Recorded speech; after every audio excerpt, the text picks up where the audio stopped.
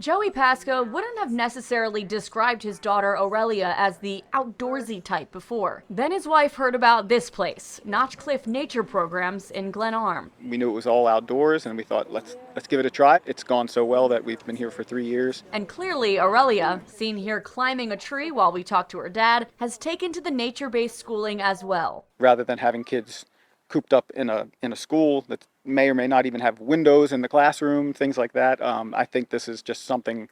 There's something to being in nature and learning, especially at a younger age, that just you can't get in a building. They pick up their stone to say that they're here. And when we say nature-based, we mean it. Barring a severe weather emergency, kids here are outside all day, rain, sleet, or shine. On a rainy day, they'll do a little story time under here. We do have some little classroom spaces. There's the other hand washing station. Monica Weedle-Lubinsky runs Notchcliff Nature Programs. She says outdoor education helps kids become more environmentally conscious, more independent, and more resilient. There's a study that talks about the kids of the 1980s. If you compare how strong they were, their bodies were, compared to today's kids, it's very sad. And a lot of that has to do with screen time and sedentary ways of thinking and learning. Weedle-Lubinsky is also the head of the Association for Nature-Based Education. She advocates for this type of schooling all over the country. But here in Maryland, she had to kick her efforts into high gear because the State Department of Education doesn't recognize it as a valid form of early education. Problem is, plenty of nature-based programs exist throughout the state anyway, operating without a license. They fly under the radar.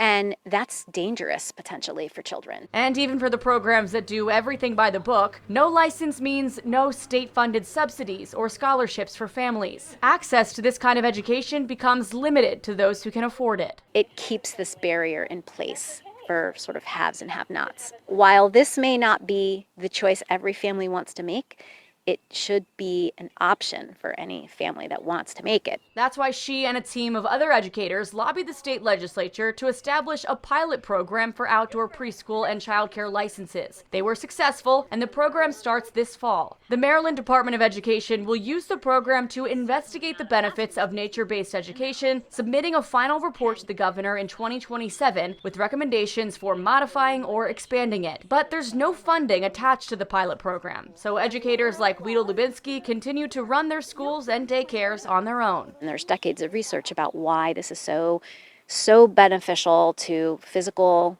social, emotional wellness and nature connection itself. Ultimately, we need young people to be caretakers of our planet. The application period closes on Friday, May 30th, and the pilot program will get underway in the fall of this year. In Baltimore County, Elizabeth Worthington, WMAR 2 News.